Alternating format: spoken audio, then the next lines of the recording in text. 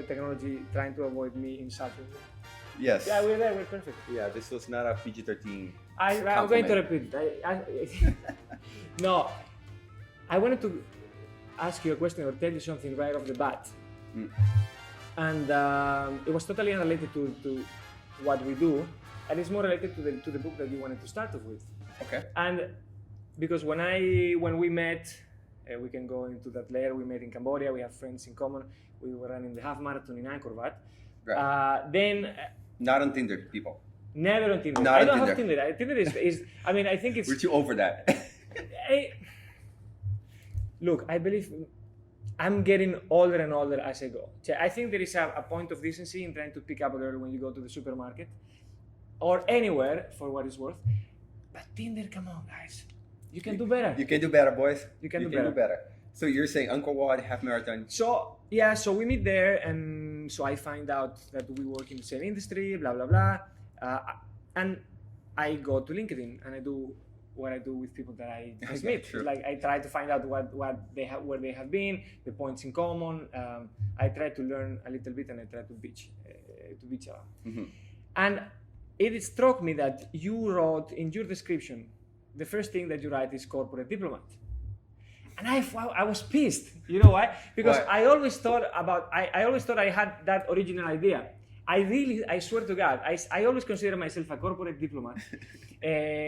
Because, throughout the years when I go and I've been into many countries in the Middle East, Oceania, North Africa, and so on, I realized that the best way for creating a diplomatic atmosphere and for finding understanding is through trying to sell things. And also because my family, my mother worked in diplomacy for a bit in the US and in Turkey and in Australia. I looked up to her and I wanted to be her professionally, but I didn't do it throughout the proper channels in the government. And then I found myself doing more or less the same thing in commerce, in that. So I always told myself I am a corporate diplomat because I am finding understanding. I had trips, now I can say it, I've been to Iran, and then right after I went to Israel. Okay. And when you are in 48 hours in Tehran and in Tel Aviv, it's like, I'm living an interesting life. And then I look at your LinkedIn profile and you wrote that. And not only that, you brought me the diplomacy from Henry Kissinger. And so this podcast is so far the best because it's the most interesting one. So why is that? Why did you bring me that? Okay. So there's a reason for me. So we are people that work with a lot of visuals. Yes. Right. So for people that don't know, so I've been working with Crystal from the Czech Republic for the past 6 years. Yes. But I am not originally meant to do that. Yes. Because this is a very specific industry. It's a very niche industry where the Czech Republic has been thriving for the past 300 years. But not Brazil. No. Which is where I'm from. Exactly. No, I'm born and raised in Brazil. Unlike you, I did not have a family who worked in diplomacy. But like you, I was also a kid that grew up in an international environment. And because of that, and that kind of spoils you for life. Yes. It does. Because you're never fully satisfied at being in one place. Because you're never fully happy with the people around you. Not that they're not good, but maybe you're just expecting something else. Sometimes. Like, I could be 100% happy where I am, but not fully satisfied. Does that make sense? Because there is more out there. I've been listening to podcasts of artists and comics for the last couple of months. And they all say the high that they get on stage, it's incomparable to any other satisfaction in life. Okay. So for people that don't experience that, they cannot imagine. They are not hooked because they don't even see it. It's the same that for people that they live in one city or in one country for their whole life. Yes. It's like they are perfectly satisfied because their universe, it's within their reach. Right. Now, if you had a sneak peek into everything that's out there, you know that you're missing out on something all the time. Right. Yeah, this is why astronauts get depressed. A lot of astronauts get depression after they come back to Earth. I didn't know. From being in space, yeah. There are cases of astronauts that kill themselves, committed suicide because there's so much out there. and we're only seeing a drop in the ocean, like for you and I, It's true. right? And so I grew up longing to see all of that. Yes. That was my childhood dream, and I wanted to be a diplomat. I did not know how. I learned very quick in my life that I was not good at math. So all the other options for me, unlike you, were not out there. So I became a lawyer. Yes. To eventually pursue the traditional career of becoming a diplomat. I see. So actually, you're asking already one of the questions, because it struck me as something. Let's say one of the follow-up questions was, "Did you meet Laszlo by chance?" But you were actually looking to the outside. I was. Sorry, I interrupted you. No. It's a good question. So I moved to São Paulo. Yes. In Brazil. I was not from São Paulo. Okay. But I moved there, which is a big city, and then I went to university there. I went to a prestigious law school in São Paulo. I started studying a lot of international law, international public law, and eventually I went to China. Yes. I kind of got fed up with school. I got fed up with the whole thing. We don't have Erasmus. We don't have that concept in South America. Yeah. Especially law, which is a very specific, you have to stay within your country. Yeah. So because my dad, and this is back in 2009, my dad was telling me you have to go to China. And he was very annoying about that.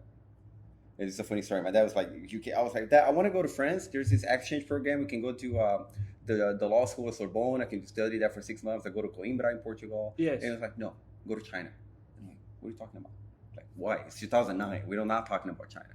Yeah. And no, go to China. I'm like, why? Because the future. I'm like, what are you reading? He's like, no, go do it. You should go. I'll pay. I'm like, Dad, you've never been to China. We have no relatives in our family who's ever been to Asia. Why would you do that? He's like, I think you should go. It's a hunch. Do it. So he annoyed me so much that eventually I went to the consulate of China in São Paulo. Mm-hmm. I knocked on their door like, hey, hi, do you have anything for people to go to China? Yeah. And they said, yes, we do. And nobody wants it. Do you want to take a look? And I was like, damn it. My dad is a very annoying pursuit. He's very annoying when he wants something. And he made that happen. So it was like he was right at the end. So they had programs for people to go to Hangzhou, where you lived as well. And I took it. So I went to Hangzhou to university. This 2010. I was supposed to stay for 6 months. Yeah. I liked it so much that I ended up staying for 2 years. Oh, so actually it's a pity because we never met in Hangzhou. I think you left right before I arrived. I think yes, because we have a lot of friends in common. Yes, we do. So all those people from all places. China, especially the China of 2010, 2012. Yes, different. It was a different China. It was China that was, again, it was addictive. Yes. I don't know how it is in Brazil, but as a European that lives in Europe, you're normal, you are average. But then you go to China, and it's what I called inverse racism. Like they treat you better, and you are like a king. And it's like, okay, I can get used to this. So 2 years, and then you left because you had to leave, or you decided that it was enough? Before that, I went to Korea, so I lived in Seoul for 6 months. Okay. I just got so hooked in China and all of that I had to go to Korea. Yeah. And then after 2 years, I had to go back for university because my university in Brazil wouldn't let me pause university longer than 2 years. So you paused? I paused it. Okay, so I took a gap year. And your dad allowed you to pause it for 2 years? He was sponsoring it. Fantastic. Yeah. Wow, bravo.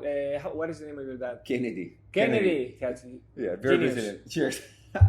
Genius. Right, so he was the one telling me stay, but when the 2 year mark came by, he said, okay, come back, graduate, start life. And that shaped my whole life henceforth. Yeah, definitely. I can imagine why. It did, right? Because just like it did for you, and just like it did for most people, most of our friends, most of our class. You don't realize that it's going to change that much when you're going to China, but then suddenly it happens, and when you're there, when you come back, it's just that's the turning point, at least for my life and for many people. It either changes your life, spoils your life, helps your life, because nothing else is the same after that. All of it together. Yeah. All of it together. Right. So you went back to Brazil. I went back to Brazil, graduated. Were you depressed as the astronauts? Yeah, I had bad 6 months. Yes. Really? I had bad 6 months. You're back. You're going to your barbecues. You're meeting your friends, and but you had to answer things like, "Oh, are you eating dogs?" Were you? And this is back then. Like, were you eating dogs? Did you like the woman? Oh, but they're Chinese. Like, is your eyes slanted? Like, oh my God, guys. Like. Well, I mean, you come from a very good country. I mean, if you tell me Dude, this is Sorry, the West everywhere. I was born in Belarus. No disrespect to people from Belarus, but you know I've seen, especially now in the news, many images, and it doesn't look like Brazil. Brazil, you have good food, good women, good party, good atmosphere. I'm only speaking from a cultural point of view. No, because it's too far.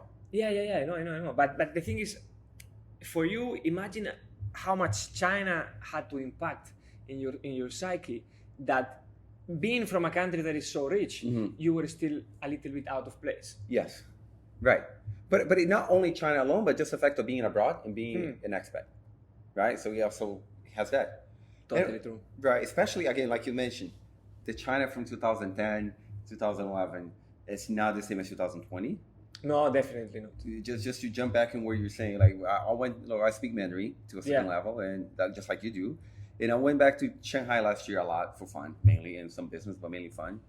And you walk around, and back then, you'd be like, oh, 你好. And like, oh, 你中文说得那么好. You know, like you say hi, and like, oh, your Chinese is so good. Let me buy you a drink. Yes. Now, in 2010, I have to tell them, look, I want to make a reservation for 20 people by the window, 2 vegetarians, 2 people, 1, oatmeal, flat white, and they'll be like, 好的. They don't say anything. No. They don't compliment you anymore because they don't care. They're not impressed as much as they used to. They're not impressed. I think there has been internally, I think the Chinese government is very efficient in what they do, and I mean it in a complimentary way. I'm not trying to criticize the Chinese government. It's not the point of what I'm saying. No, it's not. When they want to convey a message, guys, we are independent. We are enough. They do, and it takes a couple of years, and then the population, it sinks in, and then they change. And now there is less expat dependency in China. I don't think it's the right move, if you ask me. I think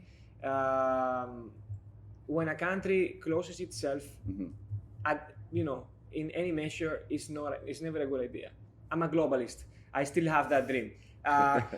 But yeah, China changed. Maybe now China, especially Shanghai. I've been only to Xiamen and Shanghai in the past years. It looks more like a place where you want to go with your family because it's a nice place to live. It's quiet, and maybe it's not as crazy as it was before. It's clean, everything works, but it's not as interesting. Right. I mean, especially if you compare it to, say, Hong Kong, Shanghai. No, I mean, probably not Xiamen. I cannot speak for Xiamen, but you cannot. I don't think you compare Xiamen to Hong Kong, for instance. No, Hong Kong is maybe in 30 years, not now. You don't compare anywhere. Like I moved from New York. Like Hong Kong is a great city. Okay, yeah. Tell me that. I'm very interested in knowing the opinion from someone who lived in both places, because I've been only to New York as a tourist. Okay. I spent a week there. And I have a very opinionated feeling about the differences. But tell me, how were you in New York in the winter or in the summer? Winter. Oh wow. But it's not about the cold. It's not about the weather. Okay. But there's 2 different lives in New York. Okay. Just like you have in Europe. So when spring comes, people blossom. People blossom. Yes. Okay, that's interesting. The city rises back up. Okay. It's like the city hibernates.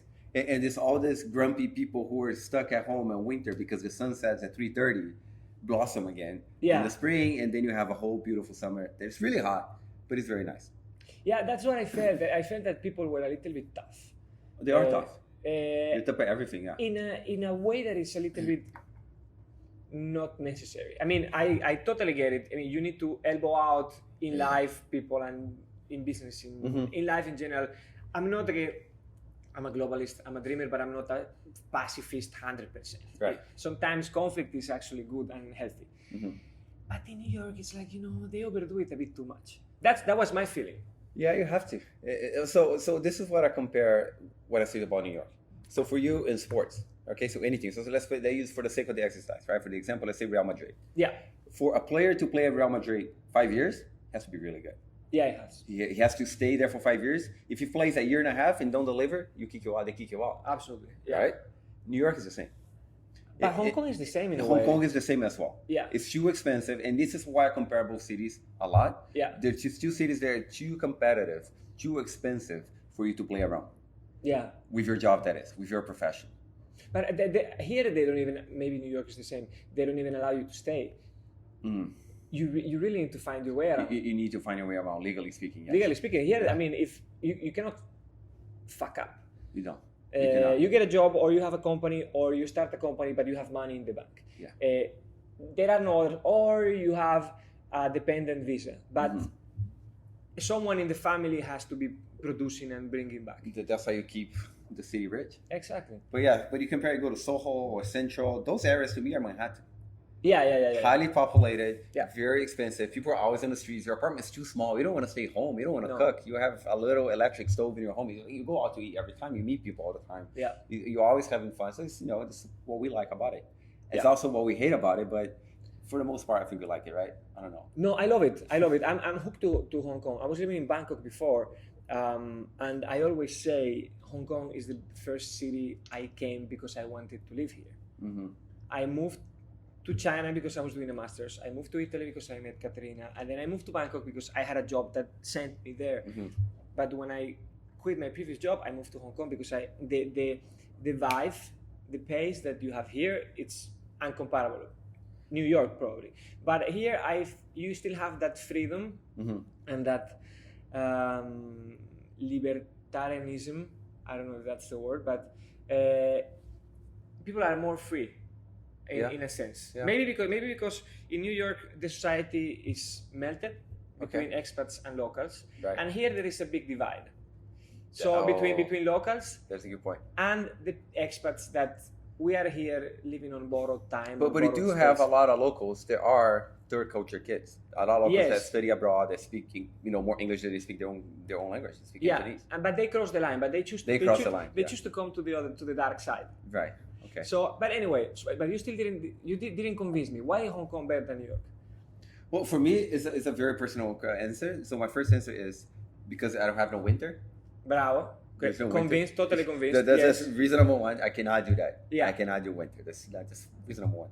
Reason number two, for me, I like that it's more different. I really like China. I like Chinese culture. I like Asian cultures overall. We're always learning from it. Yeah. Coming from Brazil, it doesn't matter. I'm still a Western kid who has had European background from family. So everything we do is European. So for me to move to Europe, I just get more of the same. And by staying here, I am exposed on a daily life to different things all the time. Totally. And this is what I like better. Yeah. And this why you don't get that exactly in New York. You could be exposed, but you have to reach out to it. Yeah, and it's fake. And the multiculturalism in New York is actually secondhand. So and here it's actually firsthand. I don't know. You don't have to agree with me. I don't agree because it depends on the neighborhood. Okay. There's some neighborhoods in New York and they don't speak English. A lot of neighborhoods they will not speak. Yeah, a lot. 51% of New York City speaks English at home. Yeah. Okay, but the other 49 speak something else. So and they but what is the percentage if you take out the Spanish? Spanish has to be a 25% is Spanish, okay. And then second is Chinese. Third language is Chinese. Okay. Amongst all dialects, and fourth is Russian. Okay, good. Yeah, I know that because I recently checked it. I take that back. So let's go back a little bit. So you were in Sao Paulo. How do you pronounce Sao Paulo? São Paulo. São Paulo. São Paulo. I'm not going to try to repeat that. No, there's a little São Paulo. Yeah. So you were in Sao Paulo. You wanted to pursue your diplomatic career, and we were in that part of the story. Okay. Long story short, I gave up on being a diplomat because I realized that I could not work for the government. Okay. I could not change bosses every 4 years, and I cannot be you're against my political view. I'm a very outspoken person. I will not do well in politics. Okay. I will not just agree with a leader if I don't agree with a leader. I wouldn't be good at that. Okay. I'm not good at that. I mean, people in my office, if they're watching this, they'll know that I'm not very good at, kissing ass, basically. Yes. So that makes me ask this question. The diplomatic body in Brazil is very politicized? Yes. Because in Spain, it's like, let's say, 80% is independent. Okay. Then there is, let's say, a certain amount of ambassadors that are nominated because of their political background, but the main group of they're like the judges. Right. They are like a sector of the administration that are independent. Right, but who appoints them to an embassy?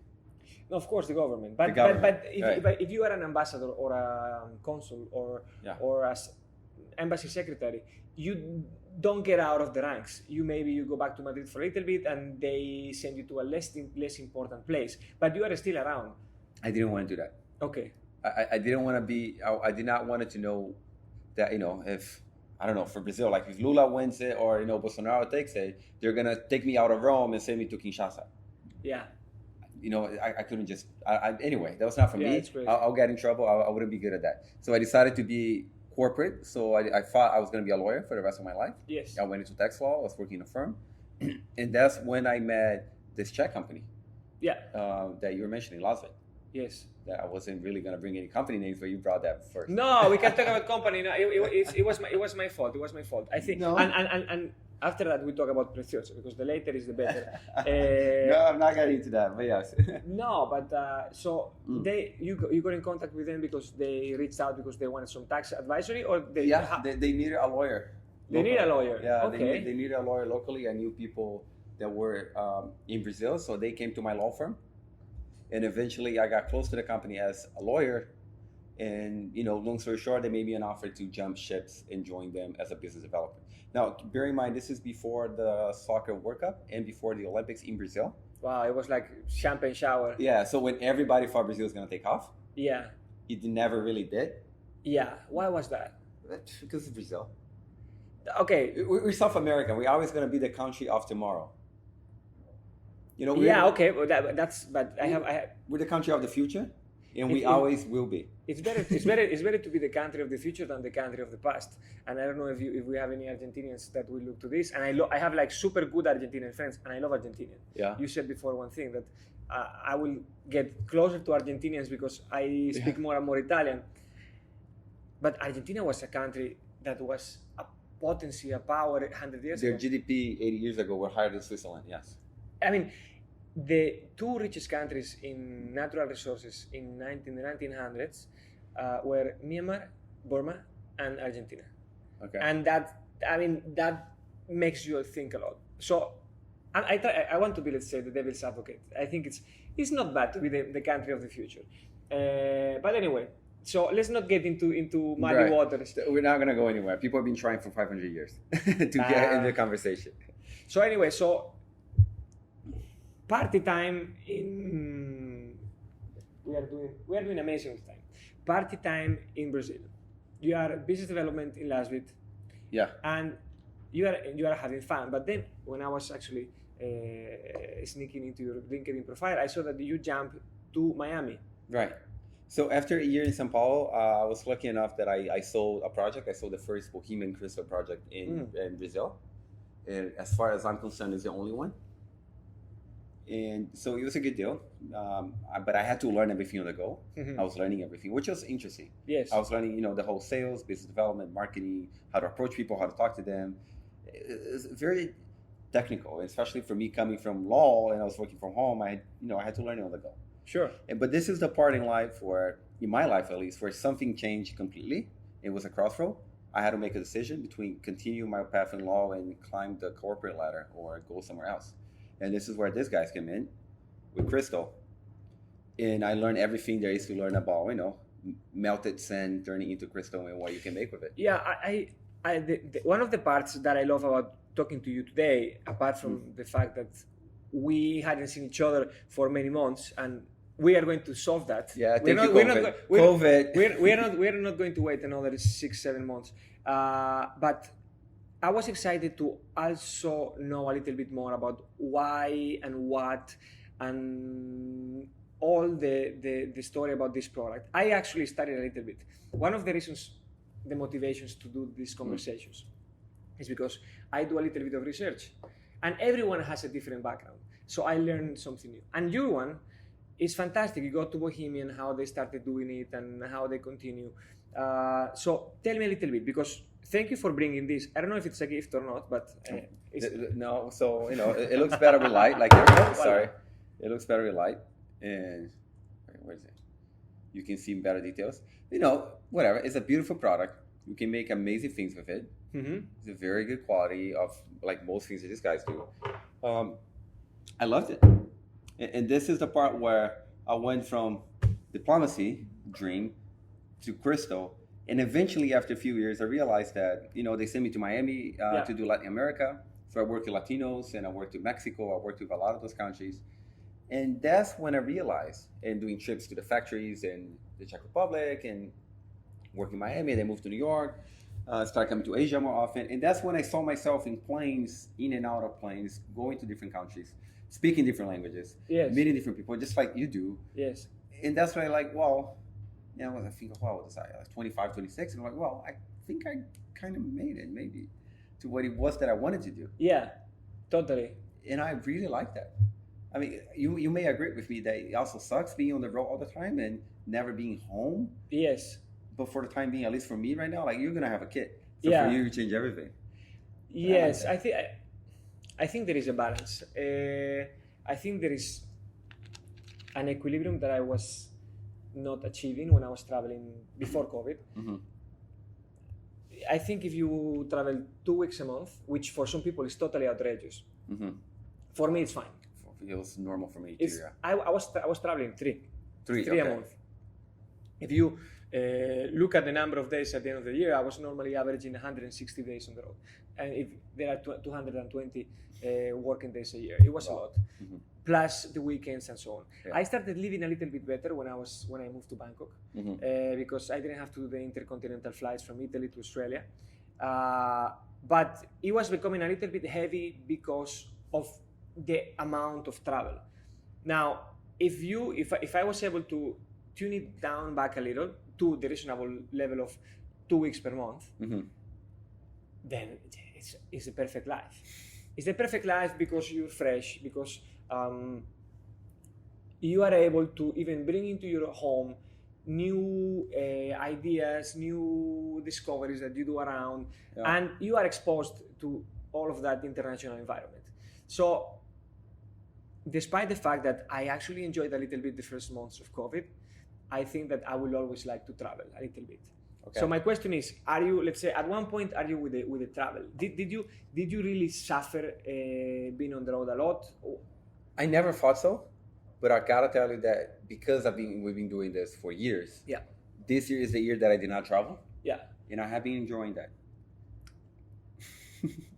It's true that being in Hong Kong was the best thing that could have happened to, I guess, anyone in the planet this year.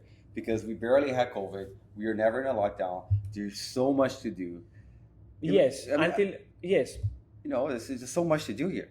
With the exception of July, I think July with the third wave, people freaked out a little bit. Yeah. But in general, Hong Kong was a good place to be. Oh wow! In July, I did a scuba diving course in Hong Kong. I went scuba diving in Sai Kung. To Sai Kung. Yeah. Nice. But open waters or advanced?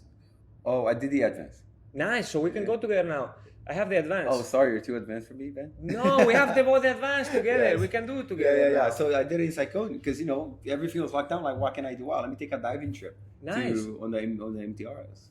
Nice. What was I gonna ask you? So, okay. One thing about not traveling is, for me, was the fact that I could finally go back to train a little bit, and this goes back to where we met. We met in Angkor Wat doing the half marathon, right? And I was able to train for something like this because when I moved to Hong Kong, I started tuning down back a little bit from metrics. It went from 160 days to 110, 120 with the weekends at home. Right. So I was able to go back to training, and I was 10 kilos less. So how, because I know that you are, let's say, a triathlon guy, race person. I'm hyperactive, yeah. Hyperactive. So how do you train when you are traveling? Oh my God, I like a hamster in the wheel. It's terrible. Like, I'm a hamster in the wheel. Like, before, when I was competing, by competing, I mean not winning medals, but competing in like long endurance races, I would spend hours in a treadmill. Like, I remember this one, there were twice in my life I did half marathons on a treadmill. Once in Singapore, like at a Marriott by the water, I remember doing that. It was not a nice experience. And another time was in Honduras. In Honduras, I went for a wedding, but I had to do it. So I had to do like a 25, 23K on a treadmill. Wow. Well, Honduras was because I don't know the country, so I'm not going to venture the streets. Yeah, and Singapore it was too hot. Yeah, it's true. It was too hot. It was like in between meetings. Yeah. Well, we get by. It's okay. No, we get by. But it's not. But the discipline is I mean, running on a treadmill sucks. Yeah. But if you have the time, if you are able to manage yourself, I think it's okay. The problem for me was, and I think this is very interesting, traveling so much is a very extreme lifestyle. Right. So it pushes you to another crossroads in your life. Uh-huh. Either you take the I don't give a fuck, I'm gonna drink and eat and smoke and go to clubs. And if you're in a relationship, that goes with it too. Yeah. Like people, a lot of people that travel a lot for business, I don't give a damn. And then they go and I'm traveling. Yeah. Champagne shower. Yeah. But that takes a toll very rapidly on your health, and you notice. Mm-hmm. So it's either you choose that, or you become very disciplined and an animal of routine. Mm-hmm. And I have to say, I went from one to the other. Okay. At the beginning, I started enjoying my life. Meeting with clients, dinners, all the fun part, and Right. very long days, very short nights. I always worked, but I always enjoyed the after work. And I was 25, 26, 27. Like my body could withstand everything. After I felt it at 27, I was not feeling as good anymore. Uh-huh. So I started to find ways to wake up earlier in the morning. I started to find ways to train, Right. Even when I was away from home. And then as a result, now I'm 33, I haven't felt as good as I feel now since I was probably 16. I mean, maybe I was faster and I was more explosive in exercise, but now I feel more in equilibrium. So I think that's another good take that we can extract from this lifestyle. Yeah, that is true. And it's also, you get older, your job bar raises, you're traveling and you have to deliver and you have to really keep discipline. Especially for us, a lot of us work from home. Yes. Like I've worked from home, before coming to Hong Kong, I worked from home my whole life. So if Really? there's no discipline, you don't deliver, you don't get results. And if you don't get results in this industry, you're gone. Yeah. Like you don't last in the same industry 5-6 years. You don't get better offers. You don't get better commissions. You just don't make it. No, it's true. And there is another thing. I mean, the people that don't make it, tell me if you think I'm right or wrong. The people that don't make it believe that selling is a matter of doing some type of trick, if having some type of genius. And I have a very non-romantic view on what sales is. Mm-hmm. The more you do, the more you get. Meaning, you do meetings and you do trainings and you do meetings again and you do events, and eventually things come back. The genius salesman that does one meeting, gets a big sale, and then stays on the beach for a week does not exist in my world. Yeah, no, I completely agree. I believe that's, and so I do agree with you. There are a lot of people think that sales is, oh, he has charisma, he's a whisperer, he's a sweet talker. It's nothing to do with that. No, nothing to do with that. It helps. Well, I mean, it helps, but you also have to develop that. Yeah. And develop the right timing to say what you have to say, and you also have to understand your audience. Exactly. A lot. So it's a very technical thing, and you never stop studying it. And it's really hard to find.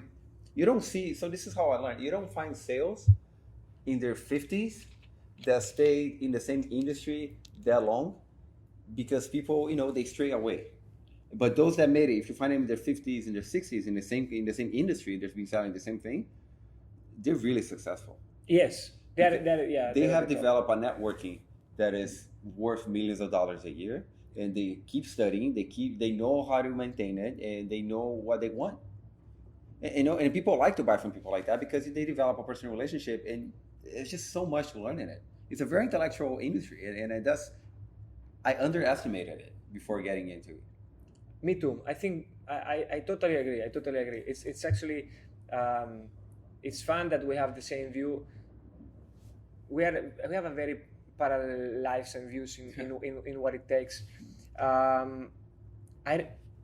It's actually very unfair and a little bit naive, in my opinion, when people from higher technical backgrounds they look down on salespeople. I remember I was in Airbus military, and I can say the name because I don't care. And my boss there made a comment about one very important person of Airbus military in Turkey. Mm-hmm. What's this company selling? Sorry. Airbus military. Okay. Airbus. We did military aircraft for. Okay. Coast Airbus. Guard, So the military part from Airbus. Yeah. Okay. The transport, mainly transport aircraft and refueling aircraft. So because you are an aerospace engineer. Yes. So after that, I did an internship, But my mom was in Turkey, and in Turkey she met this gentleman. I'm not going to say the name.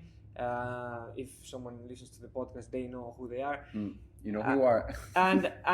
So I went to my boss and was like, yeah, I met this guy, very interesting. He was like the guy to go, Airbus Military in Turkey. And he said, he was a middle management. And he said, he's just a commercial guy. Okay. And I was like, okay, I was not expecting that. Well, his office is like 90 square meters. You are working in a shared space. It was not like, it didn't make sense. And then I found out that in life, in many companies, there is the same type of bad habit of looking down on salespeople. And when you go to the payroll, you realize that salespeople make more than the ones looking down on them. It's like, I think someone is wrong here. People don't understand that if salespeople don't sell, no one has a job. It's true. Happy sales, happy company. Yes. It's as simple as that. And selling, as well as being a diplomat, is actually a job that requires a lot of emotional investment.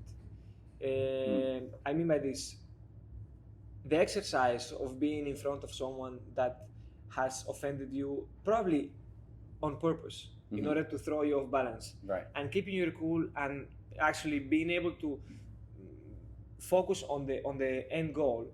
That is, it took me a while. At the beginning, I was not able to. I mean, I was not born with it. Now, the amount of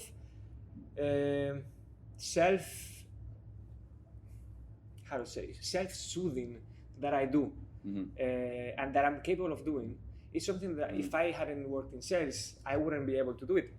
Yeah, being the front man takes a toll. So I think it's no one teaches you this.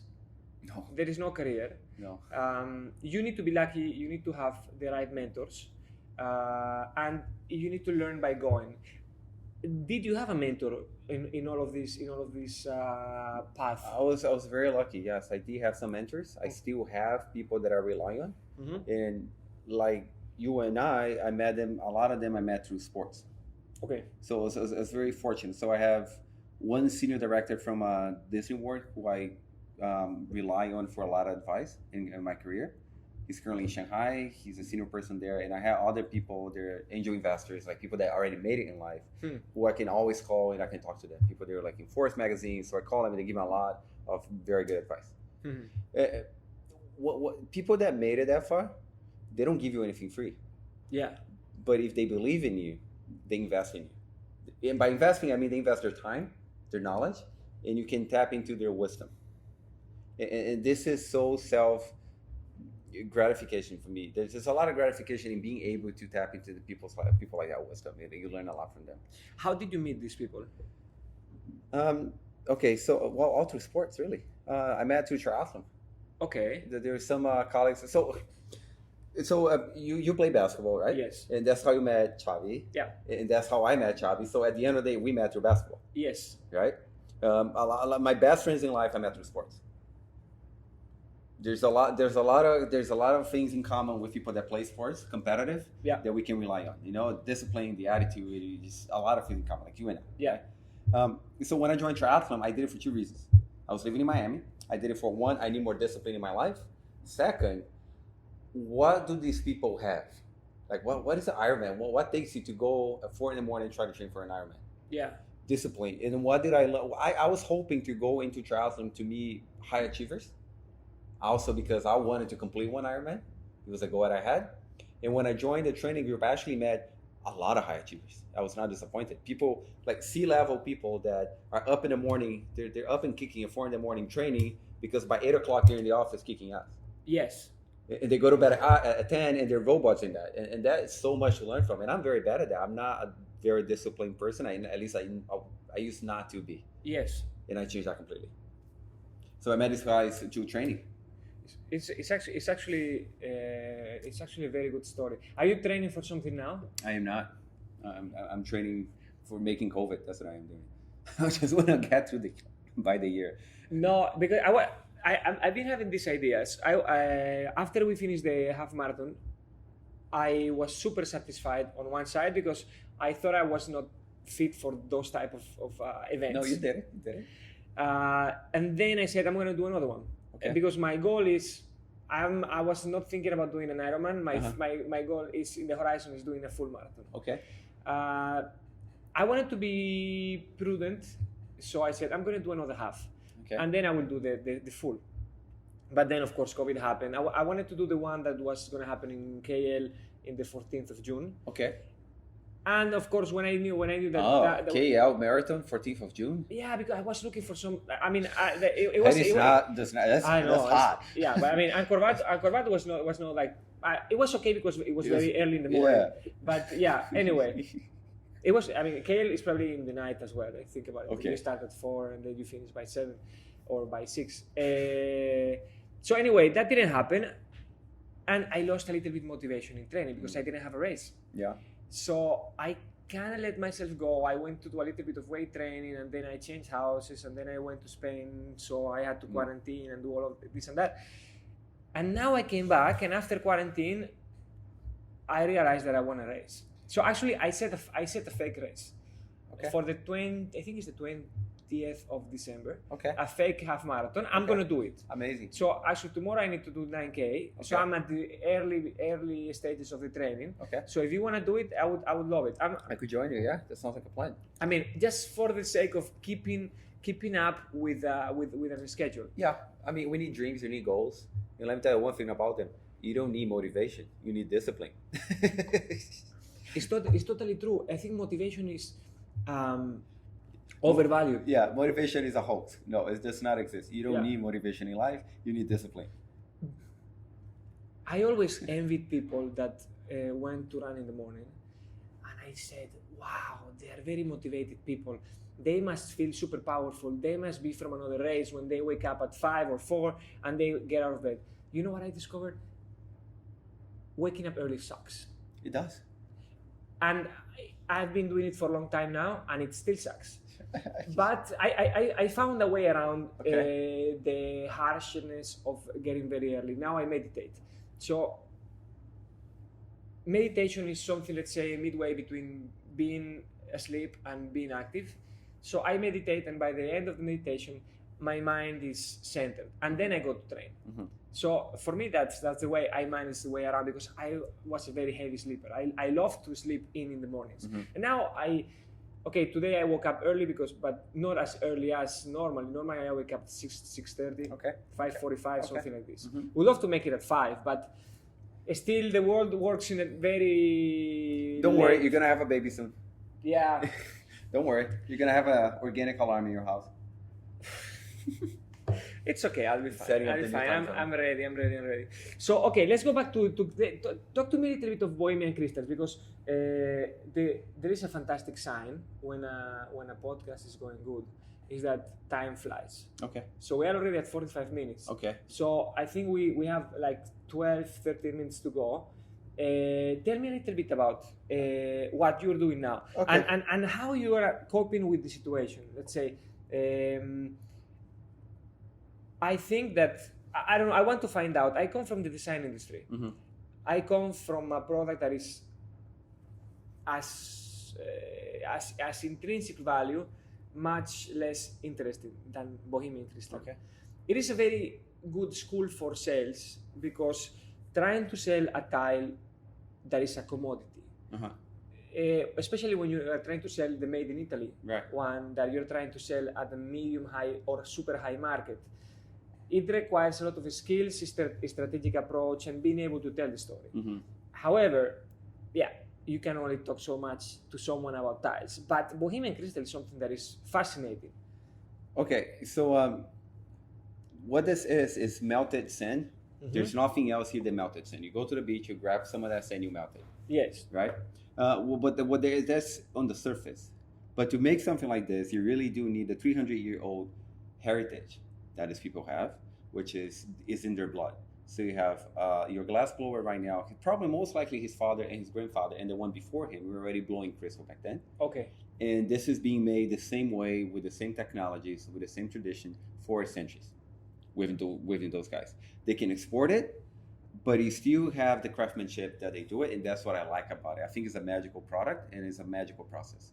whatever I do in life, should I ever change paths, I'm always going to be enchanted by this product itself. Yeah. And by everything that also it has given me. Like, I'm very grateful for what Crystal has done for my life. Of course. Especially, you know, I don't come from the families in the region, in the cluster where all of this comes from. Yes. With this being said, there are a lot of things that we can do with it. You know, among my clients that I have been working with in my life, I have sold projects in 16 countries. Okay. In 5 different languages, from kings to like royal families themselves, to sheikhs, to, you know, just rich families, to apartments, to hotels, to casinos. Yachts? Have I sold a yacht? No, never. But your company has, before we said your old company, so now we're going to be fair and talk Yeah. about your present company, Preciosa or Preciosa, yeah. Precios. I saw the website. You have a good section of yachts. Yeah, they're the #1 company in the planet for mega yachts. I think mega yachts. Yeah. Not just yachts, mega yachts. So the most expensive boats for the tycoons on the planet that you see, they buy chandeliers from us. So you describe your clientele as super high end. Yeah. And I take that those people, of course, value the origin of the piece.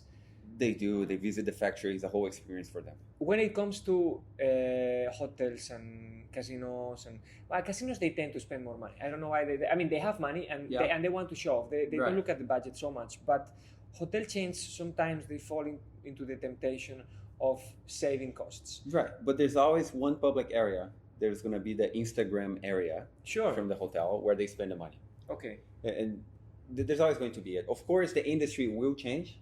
And I can see it, that it's either going to go more organic, so it's going to be less opulent. Yeah.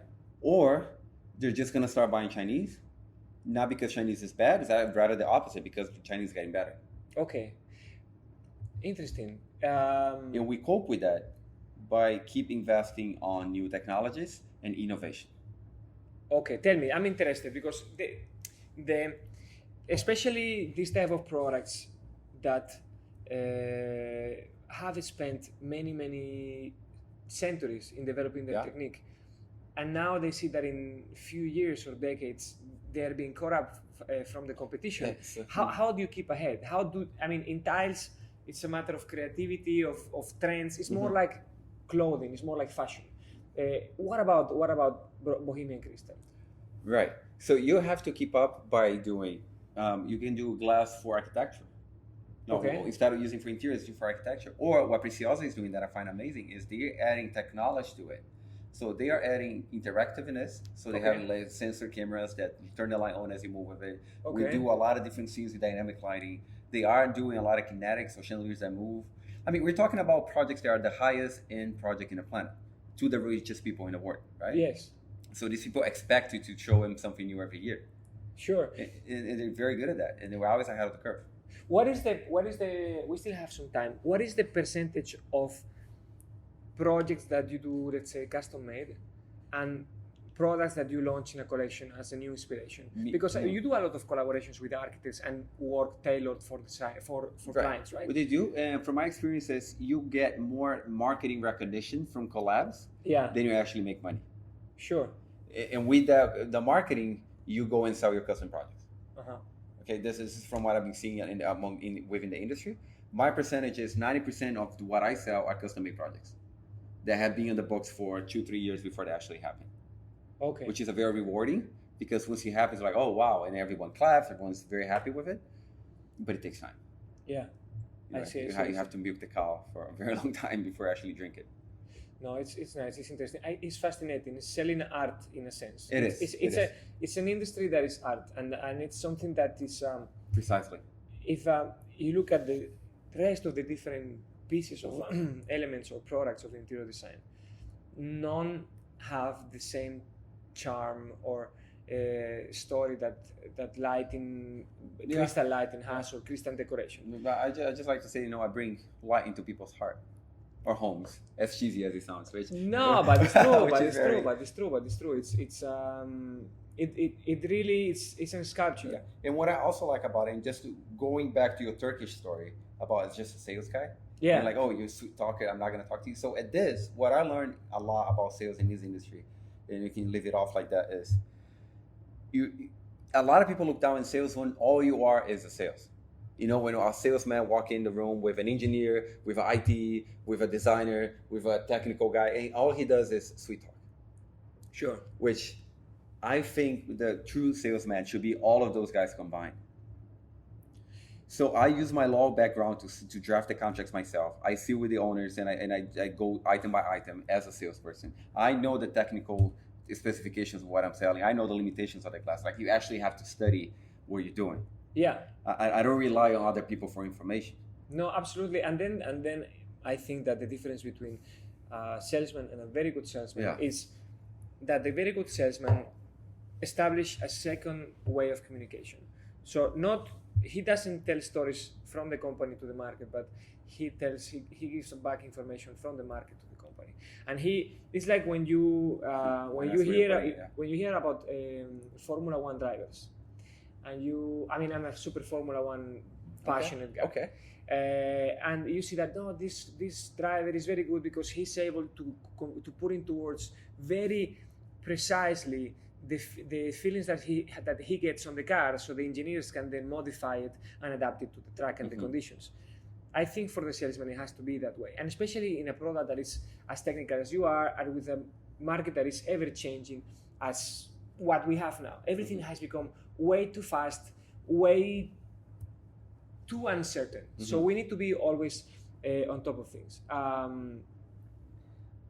I think you're gonna have to come back because I enjoyed it a lot, and it's going to be a problem because a lot of people that are coming in this first season, the conversations 1 hour is just too short, but it is what it is. So I invite you. Let's keep this conversation going. I think we have a lot of things in common. We are like brothers from different mothers. Yeah. Because we have a very weirdly. You are the first person in which I can look to, and I say, his path is very parallel to mine, and I have never found anyone in the same way. It is by chance. Different background. We arrive into interior design by chance, and then we get to Hong Kong, and we didn't speak about that, but we'll get to that in the second chance. You are very polite. You said, no, I'm very outspoken, I always say my opinion, blah, blah, blah, but you didn't use your right to ask me an inconvenient question that I told before. You can do it or you can use it the next time, I don't care. But you still need to give me one person that I should interview for the next season, and then the mic is yours. I stop talking. Okay, thank you very much for the opportunity. It's the first time I ever get close to a podcast, and it's very nice to see the backstage of it, and kudos to you. I applaud you for the initiative. We need to get busy. Not a lot of people are innovating, and you're innovating. This is very interesting. I think Hong Kong has a lot to offer, a lot to show. People who are not here, they definitely undermine it. Yes. They don't see how much there is here and the people in it. I will have to think about who to nominate. I just cannot pick one name right now, so we'll get back to you and I'll tell you exactly who that is. Okay, and that's it. I really like talking about it again. What I can take from it is crossroads in life are there. You have to take a path, and once you do it, don't look back and go with all your mind to it. Yes. You don't know what's going to happen. This is the result of one of the choices I made in life, and I feel like not talking to you. Full freedom to the future. Next episode we do talking about controversial stuff. Okay, we can do that. Fine. Fine. Thank you, Pietro. Ciao.